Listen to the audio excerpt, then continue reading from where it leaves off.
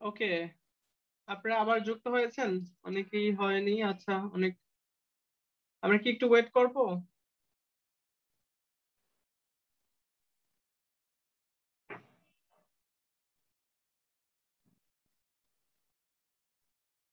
ওকে,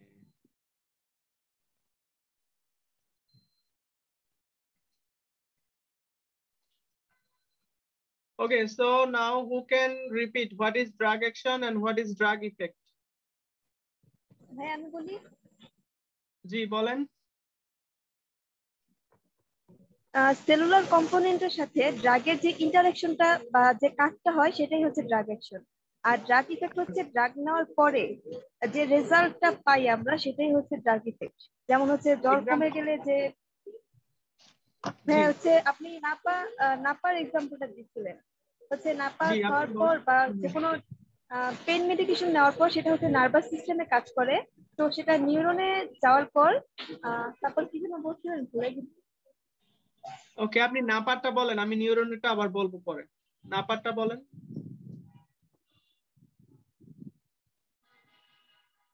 বলতে পারবেন নাকি আমি আবার রিপিট করব? হ্যাঁ আরেকবার রিপিট করেন। ওকে, সো ড্রাগ অ্যাকশনের ক্ষেত্রে আমরা জানলাম যে সেলুলার কম্পোনেন্টের সাথে ড্রাগের যে ইন্টারঅ্যাকশন বা ড্রাগের যে ফাংশন সেটা হচ্ছে ড্রাগ অ্যাকশন। যেমন আমি যদি বলি আমার টেম্পারেচার বেড়ে গেছে, তাহলে আমরা যদি নাপা খাই তাহলে নাপাটা কোথায় কাজ করে? আমাদের হাইপোথ্যালামাসে কাজ করে,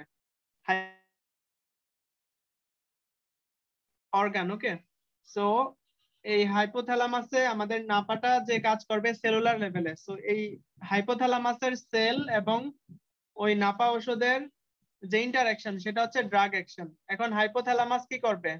ওই ওষুধটার অ্যাকশন শুরু করবে, অর্থাৎ ওই ওষুধটা নেওয়ার পর আমাদের টেম্পারেচার কমে যাবে। তো এই যে টেম্পারেচার কমে যাওয়া সেটাই হচ্ছে ড্রাগ অ্যাকশন। আর হাইপোথ্যালামাসের সেলের সাথে ড্রাগের যে ইন্টারঅ্যাকশন সেটা হচ্ছে ড্রাগ অ্যাকশন। আর একটা ড্রাগ নেওয়ার পরে ড্রাগের অ্যাকশনের কারণে যে রেসপন্স আমরা দেখতে পাই, সেটা হয় টেম্পারেচার কমে যাওয়া অথবা ব্যথা কমে যাওয়া, সেটাই হচ্ছে ড্রাগ ইফেক্ট। আর আমি যদি নার্ভাস সিস্টেমের এক্সাম্পলটা দেই, তাহলে আমি যদি বলি আমি একটা, মনে করেন রোলেক নিলাম। রোলেক হচ্ছে পেইন মেডিকেশন। ওকে, সরি, রোলেক হচ্ছে আপনার অ্যানেস্থেসিয়া, লোকাল অ্যানেস্থেসিয়া, যেটা কি করে আমাদের যে কোনো একটা আহ, আমাদের হচ্ছে যে কোনো একটা স্পেসিফিক সাইটকে সে হচ্ছে অবশ করে দেয়। অর্থাৎ দাঁড়ান আমি আর একটু ক্লিয়ারলি আপনাদেরকে বলে দেখাই, এখানেই দেখাই। সো রোলেক,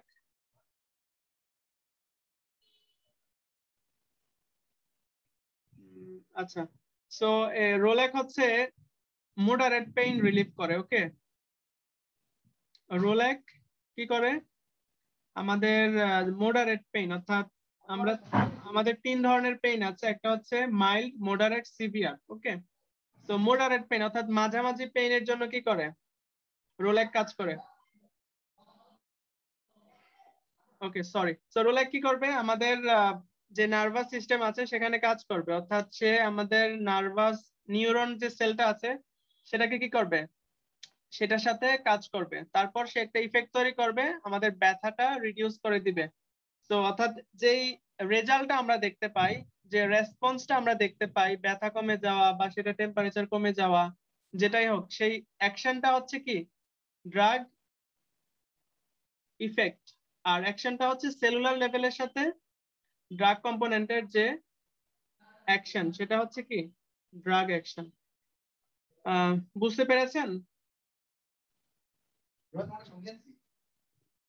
ক্লাস,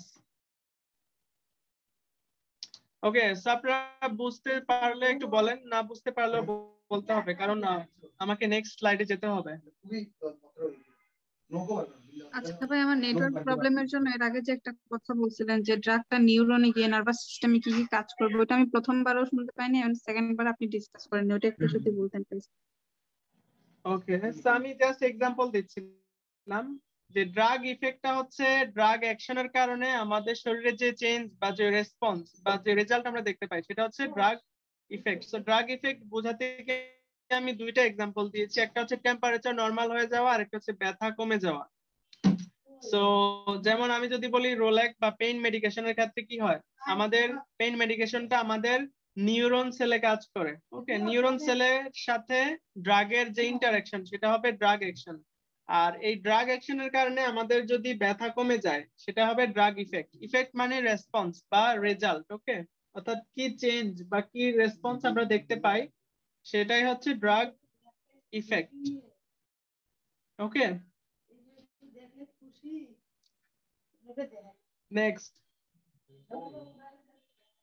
ওকে, এখন আমরা আরেকটা জিনিস দেখবো, এটা পরীক্ষাতে প্রায় আসে, সেটা হচ্ছে antagonist drug and agonist drug. Okay, so agonist drug হচ্ছে bind to a receptor and activate it. So দেখেন এটা হচ্ছে একটা রিসেপ্টর, এই যে ই আকৃতির মতো। সো আপনারা নিশ্চয়ই যেহেতু আপনারা বেসিক সায়েন্সে বা ফিজিওলজিতে মনে হয় এগুলো পড়ে আসছেন, আমি বলছি আমরা এগুলা বায়োলজিতে পড়েছি। সো সেলের মধ্যে কি থাকে, সেল মানে সেল মেমব্রেনে, অর্থাৎ আমাদের যে সেল গুলো আছে সেগুলোতে কি থাকে, রিসেপ্টর থাকে। তো এটা হচ্ছে রিসেপ্টর আর এটা হচ্ছে ড্রাগের একটা কম্পোনেন্ট মনে করেন, উপাদান। ওকে, তো এই ড্রাগের কম্পোনেন্টটা কি করতে হবে, আমাদের সেলে ঢুকতে হবে। সো এই ড্রাগটা কি করবে, এখন আমাদের সেলের রিসেপ্টরের সাথে বাইন্ড করবে।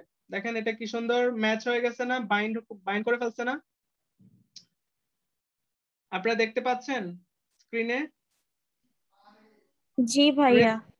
আপনারা মানে বুঝলেও বলতে হবে, না বুঝলেও বলতে হবে, তো বললেই হবে না না। So আপনারা কাইন্ডলি রেসপন্স করবেন। দেখেন এটা হচ্ছে আমাদের সেলের রিসেপ্টর, সেল রিসেপ্টর, আর এটা হচ্ছে একটা অ্যাগনিস্ট ড্রাগ, অর্থাৎ অ্যাগনিস্ট ড্রাগের একটা কম্পোনেন্ট মনে করেন, যে আমাদের সেলে ঢুকতে চাচ্ছে। তাহলে কি করবে, সে বাইন্ড উইথ দ্য রিসেপ্টর, সে আমাদের সেলের রিসেপ্টরের সাথে বাইন্ড করবে, মানে বন্ধনে আবদ্ধ হবে। ধরেন বিয়ে করবে, মানে মনে করেন সেলের ভিতরে ঢুকতে গেলে তাকে বিয়ে করতে হবে, তো বিয়ে করে সে সেলে ঢুকতে পারবে। তো দেখেন তারা দুইজনে একত্র হয়ে গেল, মানে বাইন্ড করে ফেললো, বন্ধনে আবদ্ধ হয়ে গেল। তারপরে কি করবে, আমাদের শরীরের সেলে গিয়ে সে অ্যাক্টিভেট হবে এবং তার অ্যাকশন শুরু করবে। সো এই ধরনের ড্রাগ গুলোকে আমরা অ্যাগনিস্ট ড্রাগ বলি, যেগুলো bind to a receptor and activated, অর্থাৎ সেলের রিসেপ্টরের সাথে বাইন্ড হওয়ার পর তার অ্যাকশন শুরু করবে। ওকে, অ্যাগনিস্ট ড্রাগ বুঝতে পেরেছেন?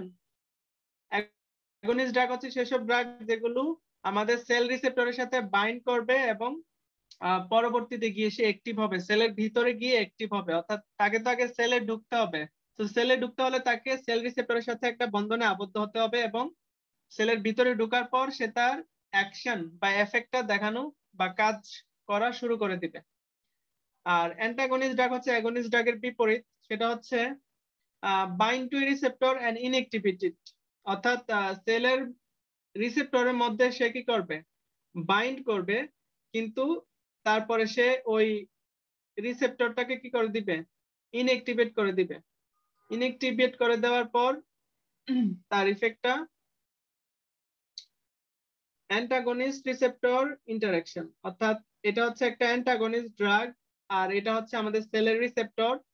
সো সেটা কি করবে, সেল রিসেপ্টরের সাথে বাইন্ড করার পর তাকে ইনঅ্যাক্টিভেট করে দিবে। এটা হচ্ছে অ্যান্টাগনিস্ট ড্রাগ। আর অ্যাগনিস্ট ড্রাগ অ্যান্টাগনিস্ট ড্রাগের মধ্যে পার্থক্য হচ্ছে, একটা হচ্ছে রিসেপ্টরের সাথে বাইন্ড করার পর সেটাকে অ্যাক্টিভেট করবে, আর অ্যান্টাগনিস্ট ড্রাগ কি করবে, বাইন্ড করার পর সেটাকে ইনঅ্যাক্টিভেট করে দিবে।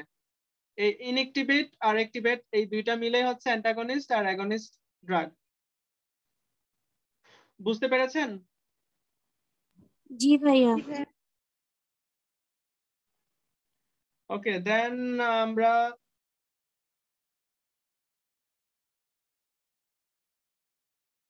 এখানে আরেকটা চিত্র দেওয়া আছে, এগুলো একটু কমপ্লিকেটেড, এগুলো আপনাদের পরীক্ষাতে আসবে না বা জানার জন্য আপনারা চাইলে পরবর্তী দেখতে পারেন। এটাতে অনেক সময় লাগবে, যেন আমি সেটাতে যাচ্ছি না, ডেফিনেশন গুলো আগে শেষ করতে যাচ্ছি। Okay, some drugs act on a variety of receptors and can cause multiple and widespread effect. এটাতে বলছে কিছু কিছু ড্রাগ আছে সেগুলো আমাদের অনেক সেলের রিসেপ্টরের সাথে কি করে, কাজ করে বা অ্যাক্ট করে বা তাদের ফাংশন গুলো ওখানে শো করে। and can cause multiple and widespread effect. এখন এমন দেখা যায়, আমরা গত ক্লাসে ব্লাড ব্রেইন ব্যারিয়ার পড়ছি, সব ড্রাগ কিন্তু ব্লাড ব্রেইন ব্যারিয়ার ক্রস করতে পারে না। কিছু স্পেসিফিক ড্রাগ হচ্ছে শুধুমাত্র ব্লাড ব্রেইন ব্যারিয়ার ক্রস করতে পারে। তো এরকম অনেক ড্রাগ আছে, ধরেন আমি একটা কাজের জন্য খেলাম কিন্তু সে অন্যান্য অর্গানেও তার কিছু ইফেক্ট তৈরি করলো, তাহলে কি হবে, অন্যান্য অর্গান গুলা ওই ওষুধ দ্বারা কি ইম্প্যাক্টেড হবে না? অবভিয়াসলি হবে।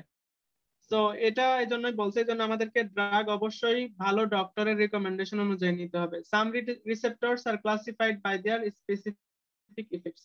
সো এখানে এটা বলছে যে কিছু কিছু রিসেপ্টর, সেল রিসেপ্টর কথা বলা হচ্ছে, সেগুলো কিভাবে ক্লাসিফাইড করা হয়, দেয়ার স্পেসিফিক ইফেক্ট। তো এখানে সেলের, আপনারা যদি বায়োলজি বা ফিজিওলজিতে এরকম সেল রিলেটেড ডিটেইলস যে স্টাডি গুলো আছে, যে একটা ফরেন পার্টিকেল কিভাবে আমাদের সেলে ঢুকতে পারবে, সেগুলো নিয়ে তো আপনারা অলরেডি আই থিঙ্ক আপনারা ওখানে পড়ে আসছেন। ওকে, এখন আরো কিছু ইম্পর্টেন্ট ডেফিনেশন আমরা দেখবো, সেগুলো হচ্ছে dose. So can you tell me what is dose?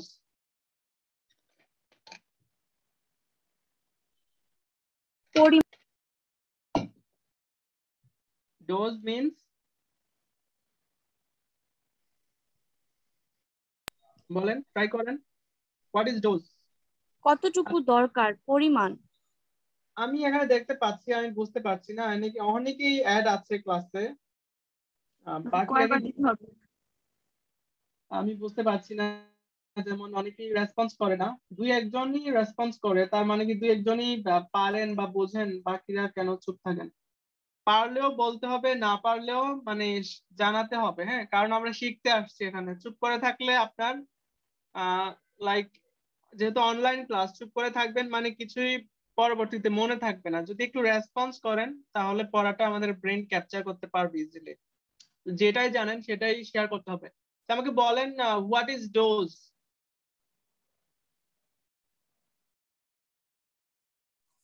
ড্রাগের পরিমাণ, এবং কতটুকু প্রয়োজন ড্রাগ, এটাই। এবং দিনে কয়বার দিতে হবে? নট অনলি দিনে, হাউ অফটেন মিন্স কতবার। ওকে, সেটা দিনে হতে পারে বা ঘন্টায় কতবার হতে পারে, এরকম হতে পারে।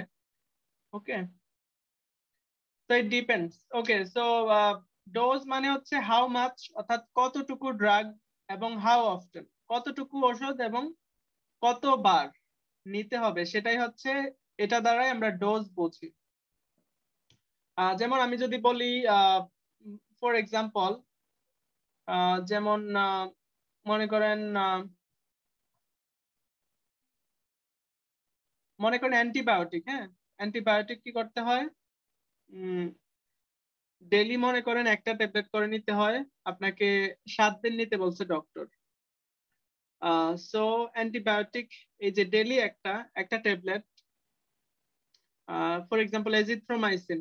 সো এজিথ্রোমাইসিন আপনি মনে করেন 7 দিন নিতে বলছে ডক্টর, ডেইলি একটা করে। তো এই যে একটা একটা আপনার জন্য একদিনের ডোজ। ওকে, একটা আপনার একদিনের ডোজ। আর আপনি যে একটা করে 7 দিন নিচ্ছেন, ওইটাই হচ্ছে আপনি কত ফ্রিকুয়েন্টলি, মানে কতবার ওই ওষুধটা নিচ্ছেন, সেটা হচ্ছে আপনার ডোজ। ওকে, দেন হচ্ছে therapeutic dose, how much to work well. So therapeutic, আমরা আগে জানি যে কোনো একটা ডিজিজ বা ইলনেস প্রিভেনশন করার জন্য এবং সেটাকে ট্রিটমেন্ট করার জন্য কতটুকু ওষুধ দরকার, সেটাই হচ্ছে therapeutic dose. How much to work well, অর্থাৎ কতটুকু ওষুধ দিলে সে ওষুধটা থেরাপিউটিক ভাবে কাজ করবে, অর্থাৎ আপনার ডিজিজটাকে সে নিয়ন্ত্রণে নিয়ে আসবে, সেটাই হচ্ছে কি থেরাপিউটিক ডোজ। দেন হচ্ছে maximum dose. So most you can safely give. আমরা কিছুক্ষণ আগে আমরা ড্রাগ টক্সিসিটি পড়ছি না? তো কতটুকু ড্রাগ হচ্ছে আপনি সেফলি দিতে পারেন? Maximum dose. ওকে,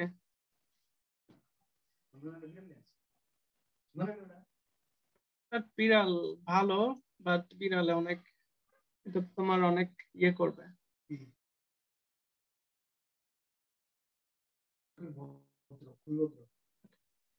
সো ম্যাক্সিমাম ডোজ মানে মোস্ট মানে কি? মোস্ট মানে হচ্ছে বেশি, অর্থাৎ কতটুকু বেশি ড্রাগ আপনি সেফলি দিতে পারবেন সেটাই হচ্ছে ম্যাক্সিমাম ডোজ। আর ম্যাক্সিমামের বিপরীত হচ্ছে minimum dose. Smallest effective dose হচ্ছে মিনিমাম ডোজ, অর্থাৎ কতটুকু সর্বনিম্ন আপনি দিতে পারবেন। তারপর ম্যাক্সিমাম মিনিমামটা হচ্ছে ইম্পর্টেন্ট, বাট এটার থেকেও বেশি ইম্পর্টেন্ট হচ্ছে লোডিং ডোজ। এটা পরীক্ষাতে আসে প্রায়, loading dose. So loading dose হচ্ছে large dose given first to reach therapeutic dose quickly. So loading মানে হচ্ছে কি, বড় অ্যামাউন্টের ওষুধ আপনি দ্রুত দিবেন ওই ওষুধের থেরাপিউটিক লেভেলে পৌঁছানোর জন্য। যেমন মনে করেন একটা এক্সাম্পল দিই, মনে করেন ডায়রিয়া পেশেন্ট। ওকে, সো ডায়রিয়া পেশেন্ট সম্পর্কে আপনাদের আইডিয়া আছে? জি ভাই আছে। যেমন ডায়রিয়া পেশেন্টের কি কি হয়ে যায় বলেন তো? ডায়রিয়া পেশেন্টের কি কি প্রবলেম নিয়ে ওরা হসপিটালে ভর্তি হয়? দিনে 3 বারের চাইতে বেশি স্টুল মানে হাইড্রেশন হয়। ওকে, লুজ মোশন। দেন তাদের হাইড্রেশন হয় না ডিহাইড্রেশন হয়? ডিহাইড্রেশন। ওকে, তাদের ডিহাইড্রেশন মানে বাংলায় কি হয় এটা? পানি শূন্যতা হওয়া। পানি শূন্য। অর্থাৎ তাদের শুধু কি পানি শূন্যতা? সাথে পটাশিয়ামও কমে যায় ভাইয়া, পটাশিয়াম, সোডিয়াম, জিঙ্ক সালফাইড কমে যায়, শরীরের ইলেক্ট্রোলাইট কমে যায়। ইলেকট্রোলাইট ইজ দ্য টার্ম, আমি এটাই শুনতে চাচ্ছিলাম। ওকে, সোডিয়াম পটাশিয়াম এগুলো না বলে আমরা কি বলবো? ইলেকট্রোলাইটস। তো ইলেকট্রোলাইটস বলতেই সোডিয়াম, পটাশিয়াম, ক্লোরাইড, এইগুলা। তো এইগুলা কমে গেলে আমাদের শরীরে অনেক বড় একটা ইম্প্যাক্ট তৈরি হয়। তো এই যারা হচ্ছে ডিহাইড্রেটেড পেশেন্ট, ওকে, মানে যারা ডায়রিয়া পেশেন্ট, তাদের ইলেকট্রোলাইট এবং পানি শূন্যতা দেখা দেয়। এই জন্য আমাদেরকে কি করতে হয়? তাদেরকে হসপিটালে আনার পর তাদেরকে লোডিং ডোজ দিতে হয়। লোডিং ডোজটা হচ্ছে কি, তাদেরকে লার্জ অ্যামাউন্টের আমরা এই যে নরমাল স্যালাইন বা অন্যান্য যে ইলেকট্রোলাইটস গুলো আছে সেগুলো দিয়ে থাকি। এছাড়া অন্যান্য পেশেন্টকে অন্যান্য লোডিং ডোজ দেওয়া হয়, সেগুলো তোমরা হসপিটালে যখন প্র্যাকটিস করতে যাবা তখন শিখবা যে কোন কোন ওষুধের লোডিং ডোজ আছে। আমি এই মুহূর্তে বলতে পারছি না। ওকে, সো লোডিং ডোজ হচ্ছে লার্জ ডোজ গিভেন, অর্থাৎ আমরা তো দেখলাম যে ম্যাক্সিমাম ডোজ আছে, মিনিমাম ডোজ আছে, অর্থাৎ বড় ডোজ আছে আবার ছোট ডোজ আছে। তো লোডিং ডোজটা হচ্ছে আসলে বড় একটা ডোজ পেশেন্টকে দেওয়া হয়, যেহেতু পেশেন্টের অবস্থা ভালো না, তাড়াতাড়ি তার অবস্থা ভালো করার জন্য আমরা লোডিং ডোজটা দিয়ে থাকি। বুঝতে পেরেছেন? পেশেন্টের অবস্থা যখন খারাপ থাকে ওই ওষুধের থেরাপিউটিক ডোজ বা থেরাপিউটিক লেভেলে পৌঁছানোর জন্য আমরা বড় একটা ডোজ যখন শুরুতেই দিয়ে দেই, এটাই হচ্ছে লোডিং ডোজ। ক্লিয়ার? জি ভাইয়া। given to reach therapeutic dose quickly, অর্থাৎ থেরাপিউটিক ডোজ মানে কি, যতটুকু ঔষধ দিলে তার মধ্যে একটা ভালো ইফেক্ট, অর্থাৎ তার রোগটা সেরে যাবে, সেই সেরে যাওয়ার জন্য যে আমরা বড় একটা ডোজ শুরুতেই দিয়ে দেই, large dose given to reach therapeutic dose quickly, অর্থাৎ তাড়াতাড়ি তার মধ্যে একটা ভালো রেসপন্স দেখার জন্য তাকে যদি আমরা বড় একটা ডোজ, লার্জ ডোজ দিয়ে দেই, তখন এটাকে লোডিং ডোজ বলে। ওকে, এখন আরেকটা ইম্পর্টেন্ট টার্মিনোলজি দেখবো আমরা, সেটা হচ্ছে মেইনটেনেন্স ডোজ। এটাও ইম্পর্টেন্ট। হাউ মাচ ডোজ অথবা how much drug is needed to keep drug at therapeutic level. যেমন আমি নাপার এক্সাম্পলটা বারবার দিই কারণ এটা সহজ এবং এটা আমরা বেশি ইউজ করি। তো যেমন মনে করেন আপনার 102 ডিগ্রি সেলসিয়াস টেম্পারেচার, এখন আপনি তো একটা নাপা খেলে তো আর আপনার জ্বর সেরে যাবে না, তাই না? এরকম কি হয়? তো আমাদেরকে একটা নির্দিষ্ট টাইম পর্যন্ত নিতে হয়, মেনটেন করতে হয়। ধরেন আপনাকে ডক্টর বলছে যে 3 দিন মনে করেন 2টা করে নাপা, হ্যাঁ, একটা সকালে একটা রাতে। সো 3 দিনে 3 দুগুণে 6টা নাপা, আর হচ্ছে 3 দিন আপনাকে অ্যান্টিবায়োটিক কন্টিনিউ করতে বলছে। ওকে, ডেইলি একটা করে অ্যান্টিবায়োটিক আর ডেইলি 2টা করে নাপা। তো এখন এই যে আপনি একটা নির্দিষ্ট সার্টেন টাইম এই জিনিসটা মেনটেন করছেন, অর্থাৎ এই ওষুধটা আপনার শরীরে একটা থেরাপিউটিক ইফেক্ট তৈরি করতে তার মনে করেন 3 দিন সময় লাগবে আপনি টোটালি রিকভার করতে।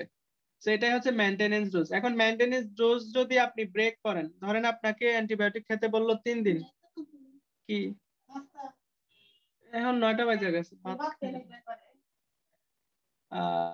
হ্যাঁ, ওকে। সো আপনারা তাহলে আমরা থেরাপিউটিক ডোজটা যদি আমরা অর্থাৎ মেইনটেনেন্স ডোজটা যদি আমরা মেইনটেইন না করি তাহলে কি হয়ে যাবে?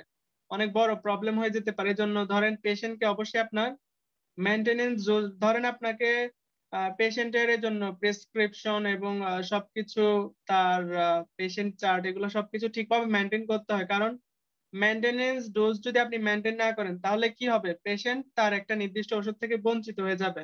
ধরেন আপনাকে বলছে যে 6 ঘন্টা পর পর নাপা দিতে পেশেন্টকে, এখন আপনি দিচ্ছেন 8 ঘন্টা পর পর, তাহলে তার একটা ডোজ কম হয়ে যাবে না? Yes or no? জি ভাইয়া। Yes. জি ভাইয়া। এর জন্য মেইনটেনেন্স ডোজটা মেইনটেইন করা ইম্পর্টেন্ট। মেইনটেনেন্স ডোজটা হচ্ছে যে how much drug is needed to keep drug at therapeutic level, অর্থাৎ তার ওষুধটা সারানোর জন্য কত ফ্রিকোয়েন্টলি আপনাকে তার প্রেসক্রিপশনটা ফলো করতে হবে। তো আপনি যদি মেইনটেনেন্স ডোজ ফলো না করেন তাহলে অবশ্যই আলটিমেটলি পেশেন্ট কি হবে? তার ওষুধ ঠিকভাবে পাবে না বা মেইনটেইন করতে পারবেন না আপনি। এই জন্য মেইনটেনেন্স ডোজটা অবশ্যই চেক করা ইম্পর্টেন্ট। আর এখন দেখবো আমরা টেস্ট ডোজ। টেস্ট ডোজ হচ্ছে given to see if patient is hypersensitive to or resistant to particular drug, always less than therapeutic dose। আচ্ছা, টেস্ট ডোজ, ওকে, অথবা এটাকে আরেকটা বলে প্রোফাইল্যাক্সিস অ্যান্টিবায়োটিক থেরাপি। নাম শুনেছেন কখনো? না ভাইয়া। জি না ভাইয়া শুনিনি। প্রোফাইল্যাক্সিস অ্যান্টিবায়োটিক থেরাপি শুনেন নাই কখনো? কেউই শুনেন নাই? শুনেছি। হ্যাঁ, শুনেছি।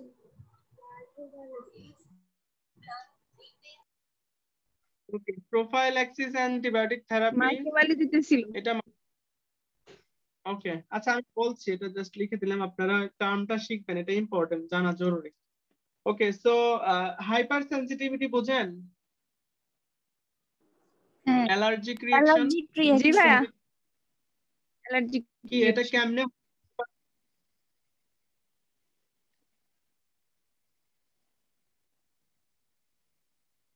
হাইপার সেনসিটিভিটি কি বলতে পারবেন?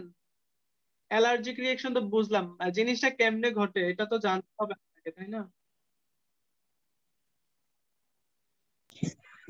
কোন একটা ড্রাগ শরীরে ইনজেক্ট করার পর যে রিঅ্যাকশন দেখা দেয় ওইটাই অ্যালার্জিক কি বলেন? রিঅ্যাকশন। আচ্ছা, সো অ্যালার্জিক রিঅ্যাকশন যদি দেখা দেয় আমরা সেটা কেমনে বুঝবো? পেশেন্টের কি অবস্থা হলে আমরা বুঝবো যে তার মধ্যে হাইপার সেনসিটিভিটি শুরু হয়েছে, অ্যালার্জি শুরু হয়েছে? পেশেন্ট বলেন কোমা তো। যেতে পারে, আনকনসিয়াস র্যাশ যেতে পারে। র্যাশ র্যাশ হওয়া, হবে, ইচিং হবে। বা জ্বালা পোড়া করা, ইচিং হওয়া, ইরিটেশন ফিল করবে। ওকে, পেশেন্ট তো প্রথমেই কোমায় চলে যাবে না, তাই না?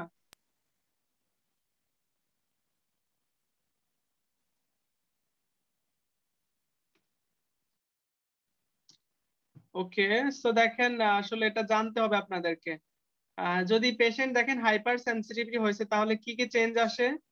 তার মধ্যে র্যাশ হতে পারে, রেডিশ কালার বা রেড কালার র্যাশ হতে পারে। তারপর তার টেম্পারেচার বেড়ে যেতে পারে। তার মধ্যে তার হাত পা বা ফেস ফুলে যেতে পারে, সোয়ালিং হতে পারে। অথবা তার যে লিম্ফ নোড আছে সেগুলো বড় হয়ে যেতে পারে, ফুলে যেতে পারে, সোয়াল হয়ে যেতে পারে। তার মুখ শুকনা হয়ে যেতে পারে। এই জিনিসগুলো হতে পারে। হ্যাঁ, এগুলা এই বেসিক জিনিসগুলো একটু মনে রাখতে পারবেন না, তাহলে আপনি হসপিটালে পেশেন্টকে ম্যানেজ করতে পারবেন, দ্রুত ডক্টরকে ইনফর্ম করতে পারবেন যে ওনার তো হাইপার সেন্সিটিভিটি হয়েছে। তাহলে কি কি জিনিস দেখলে বুঝবেন পেশেন্টের হাইপার সেন্সিটিভিটি হয়েছে? দেখে দেখে বলেন একজন। আচ্ছা, আপনারা কি ক্লাসে মনোযোগী না কেন বুঝতে পারছি, সাথে সাথে অনেকেই রেসপন্স না, আসলে এটা আসলে মানা যায় না। এখন আপনারা যদি পড়া না বুঝেন সেটা ভিন্ন, আমি হয়তো পড়ার স্টাইল চেঞ্জ করবো, বাট পড়ানোর সাথে সাথে যদি রেসপন্স করেন পড়াইতে ভালো লাগে। বলেন না কি কি জিনিস দেখলে বুঝবেন সেন্সিটিভিটি হয়েছে, বলেন। Pink or red rash with or without pus-filled bumps or blisters.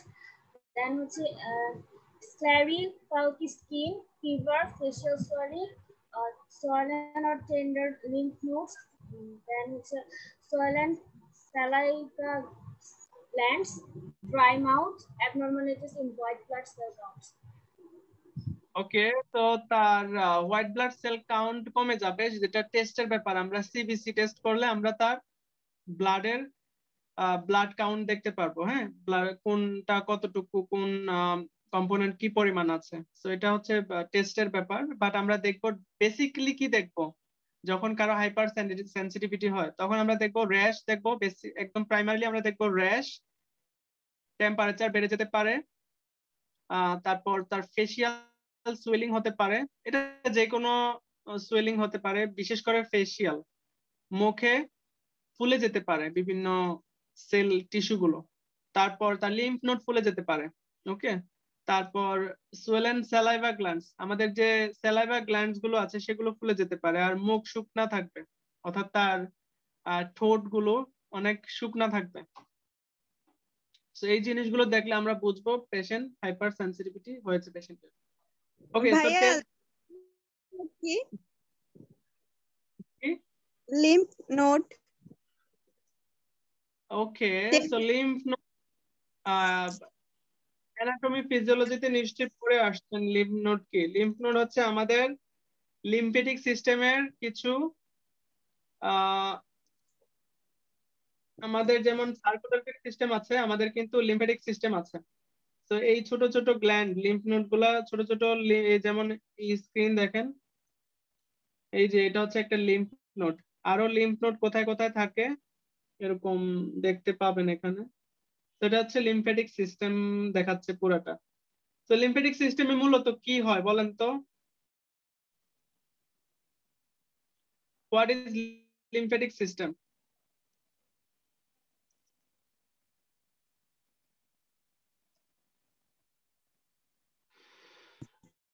Lymphatic সিস্টেমে কি হয় বলেন? জানি না।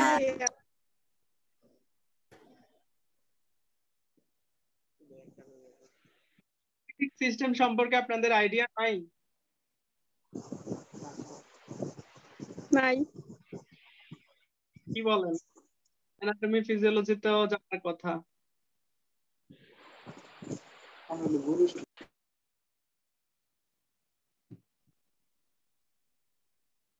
বলেন বলেন, কে জানেন লিম্ফেটিক সিস্টেম? আজকেই শুনছেন এরকম কেউ আছেন? নেটওয়ার্ক সিস্টেম হিসেবে কাজ করে।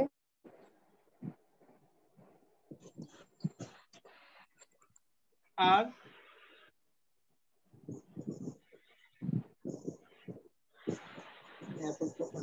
Immune system. ওকে, আর গুড ওয়ান, ইমিউনো সিস্টেম হিসেবে কাজ করে। আর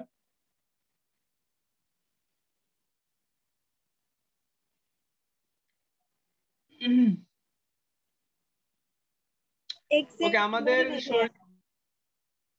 ওকে, সো লিম্ফেটিক সিস্টেমের এখানে 4টা ফাংশনের কথা বলি।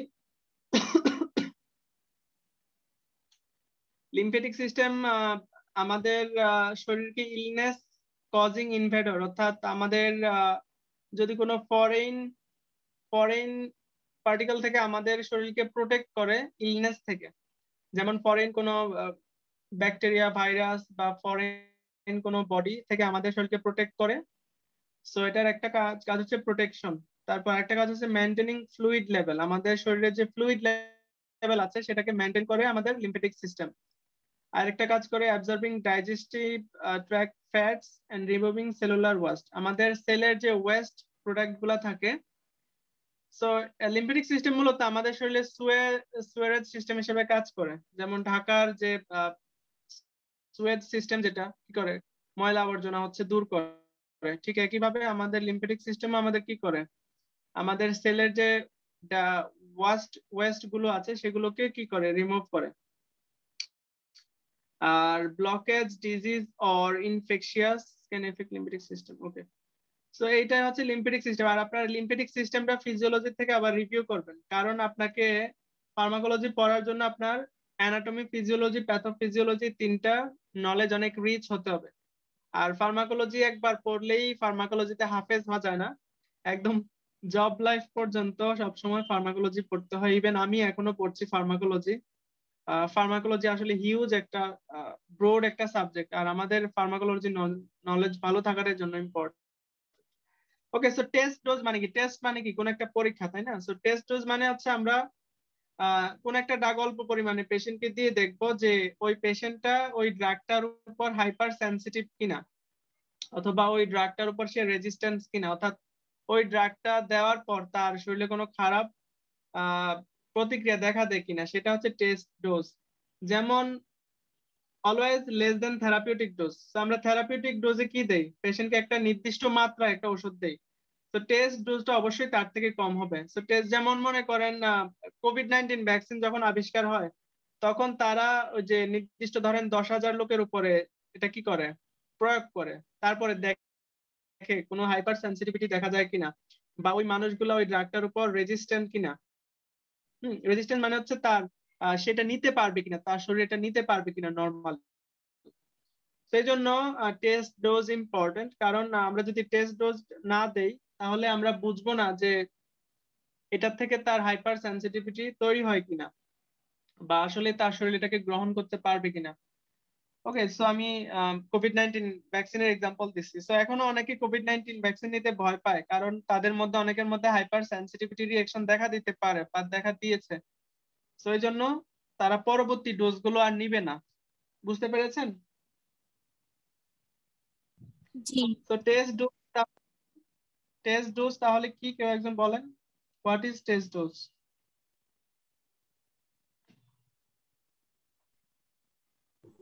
বলেন বলেন।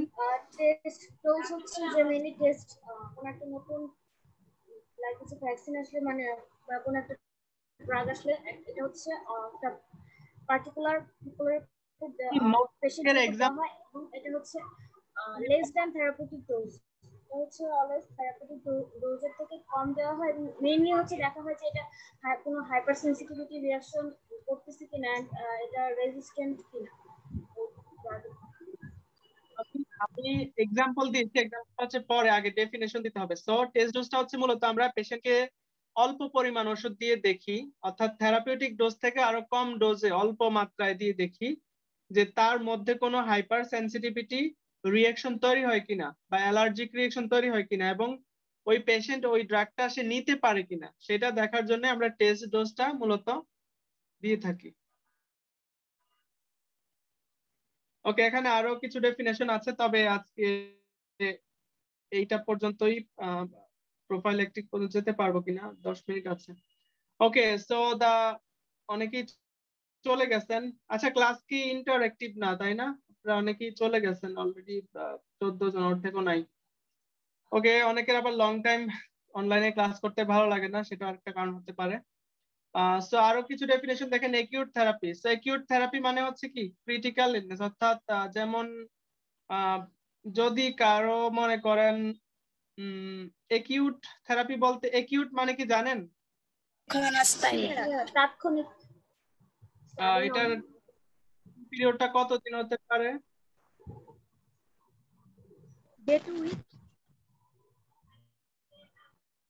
হ্যাঁ, এটা হচ্ছে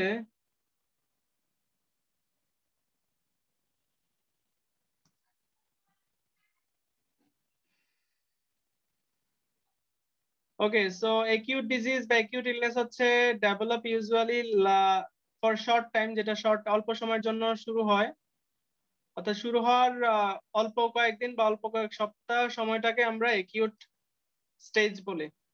আর ক্রনিক স্টেজটা হচ্ছে long ওই time. একিউট কন্ডিশন ডিজিজ যখন প্রোগ্রেস করে, অর্থাৎ ডেভেলপ স্লোলি এবং আস্তে আস্তে মানে রোগটার অবস্থা আরো খারাপ করে দেয় পেশেন্টকে, রোগটা পেশেন্টের অবস্থা আরো খারাপ করে দেয়, সেটা কি হতে পারে মান্থস টু ইয়ার্স। সো তাহলে ডে টু উইকস হলে আমরা বুঝবো একিউট, আর মান্থস টু ইয়ার বললে আমরা বুঝবো কি ক্রনিক। ওকে, সো একিউট থেরাপি যখন আমরা পেশেন্টকে দেই, অর্থাৎ একিউট থেরাপি বলতে একিউট ড্রাগ থেরাপি, অর্থাৎ আমরা পেশেন্টের ক্রিটিক্যাল ইলনেসের জন্য আমরা একিউট থেরাপিটা দিয়ে থাকি। আর এম্পাইরিক থেরাপিটা দিয়ে থাকি based on practical experience before clinical confirmation. তো এটা আসলে ডক্টররা করে থাকে এম্পাইরিক থেরাপিটা। তারা হচ্ছে অনেক ডক্টর দেখবা হচ্ছে তুমি গেলেই হচ্ছে নির্দিষ্ট একটা ওষুধ দিয়ে দিবে, কারণ তারা ওই ওষুধটা এক্সপেরিয়েন্স করে আসছে যে এই রোগের জন্য এই ওষুধটা ওরা দিয়ে থাকে নর্মালি। সে ফর এক্সাম্পল আমরা যখন কোনো ডাক্তারের কাছে যাই না, আমরা কোনো ডিসপেন্সারিতে যাই, ধরো তুমি জ্বর নিয়ে গেলাম, তখন তারা কি করবে ওই কয়েকটা নির্দিষ্ট ওরা জ্বর ওষুধ জানে ওইগুলাই তোমাকে দিয়ে দিবে, তাই না? Without any medical test. তারা কি কোনো তোমাকে মেডিকেল টেস্ট করাই ওষুধগুলা দিবে? না, কারণ তাদের এক্সপেরিয়েন্স অনুযায়ী তারা ওষুধগুলা। তো এটাই হচ্ছে empiric therapy, practical experience before clinical confirmation. অর্থাৎ আমরা যেমন আমাদের কি করি, আমরা ব্লাড টেস্ট করি, তারপর আরো অনেক টেস্ট করি, তো সেইগুলা না করেই যখন কোন ডক্টর তার এক্সপেরিয়েন্স থেকে তোমাকে কিছু ওষুধ প্রেসক্রাইব করে দিবে, সেটাই হচ্ছে কি এম্পাইরিক থেরাপি। আর মেইনটেনেন্স থেরাপি বা মেইনটেনেন্স ডোজ, যেটা আমরা ক্রনিক ইলনেস অর্থাৎ যেই রোগগুলো একিউট স্টেজ অর্থাৎ ডে উইক পার করে মান্থ বছর ধরে পেশেন্টের ওই রোগগুলো থাকে, ওই সারা বছর ওই রুগীর সেবা দেওয়ার জন্য আমরা যে থেরাপি দেই, আমরা দেই না, মূলত ডক্টর দেয়, সেটাই হচ্ছে মেইনটেনেন্স থেরাপি। আর সাপ্লিমেন্টাল থেরাপি হচ্ছে replacement therapy, substitute for missing substance in the body. তো মনে করো সাপ্লিমেন্টাল, যেমন মনে করো কারো ডায়রিয়া হয়েছে, তখন তার ইলেকট্রোলাইট ইমব্যালেন্স দেখা দিচ্ছে, তাই না? তখন আমরা কি করি, তাকে আমরা হয়তো আইসোটোনিক সলিউশন দেই বা হাইপারটোনিক বা হাইপোটোনিক সলিউশন দেই, ডক্টরই প্রেসক্রাইব করবে, আমরা দিয়ে থাকি। পার্শ্বলি যদি সোডিয়াম, পটাশিয়াম বা ক্লোরাইড ওই স্পেসিফিক কোনো ইলেকট্রোলাইটের ইমব্যালেন্স থাকে বা ডেফিসিয়েন্সি থাকে, মানে কম থাকে, তাহলে সেটা হয়ে যাবে কি সাপ্লিমেন্টাল বা রিপ্লেসমেন্টাল থেরাপি। সাবস্টিটিউট মানে কি? সাবস্টিটিউট মানে বোঝেন?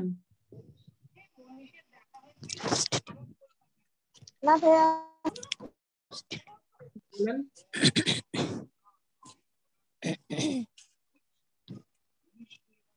সাবস্টিটিউট মানে কি জানেন না আপনারা? বিকল্প। আচ্ছা, এটার সাবস্টিটিউট মানে বিকল্প। সো একটা মনে করেন আপনার শরীরে মনে করেন সোডিয়াম নাই, তাহলে আপনাকে কি করতে হবে? আলাদাভাবে ওর স্যালাইন খেতে হবে, তাই না? সোডিয়াম ক্লোরাইড আছে 0.9% সোডিয়াম ক্লোরাইড, নর্মাল স্যালাইন যেটা। সো আপনার শরীরে ধরেন সোডিয়াম ক্লোরাইড নাই, তাহলে আপনি যখন নর্মাল স্যালাইন নেবেন, তাহলে ওই আপনার এটা বিকল্প হিসাবে কাজ করবে না, আপনার শরীরে নাই করবে, রিপ্লেস করে দিবে আপনার সোডিয়াম ক্লোরাইডকে। এটা হচ্ছে সাপ্লিমেন্টাল থেরাপি, বুঝতে পেরেছেন? জি ভাইয়া। না ভাইয়া বুঝলে বলবেন। মেইনটেনেন্স হ্যাঁ, থেরাপি এটা কি বলে? Maintenance therapy. মেইনটেনেন্স থেরাপিটা আমরা কিছুক্ষণ আগে যে মেইনটেনেন্স ডোজটা পড়ে আসছি, মনে আছে? অর্থাৎ কি পরিমাণ ওষুধ লাগবে তার ওই রোগটা, ধরেন আমি সেটাকে মেনটেন করার জন্য, অর্থাৎ যেহেতু ধরেন আমি একটা এক্সাম্পল দেই, মনে করেন আপনার জ্বর হয়েছে, তো আপনাকে ডক্টর এজিথ্রোমাইসিন 3 দিন দিছে, সাথে মনে করেন ডেইলি 2টা করে নাপা। তো এজিথ্রোমাইসিন ডেইলি একটা জি করে। ভাইয়া। তো এই যে মেনটেন করতে নির্দিষ্ট একটা সময় পর্যন্ত। সো ক্রনিক ইলনেসের ক্ষেত্রে কি হয়, আমাদেরকে ওই রোগীর থেরাপিটা অর্থাৎ ওই রোগীর মেইনটেনেন্স ডোজটা আমাদেরকে রেগুলারলি মেনটেন করতে হয় প্রেসক্রিপশন অনুসারে। যেমন মনে করেন আমি আরেকটু সহজ এক্সাম্পল দেই, ধরেন আপনার পরিচিত কেউ অসুস্থ হয়েছে বা পেশেন্টের আপনি কোনো একটা পেশেন্টের সাথে কাজ করছেন, তখন দেখবেন একটা ডক্টর ওই রোগকে একটা ডক্টর ওই পেশেন্টকে কি করলো, 6 মাসের একটা ওষুধ দিল।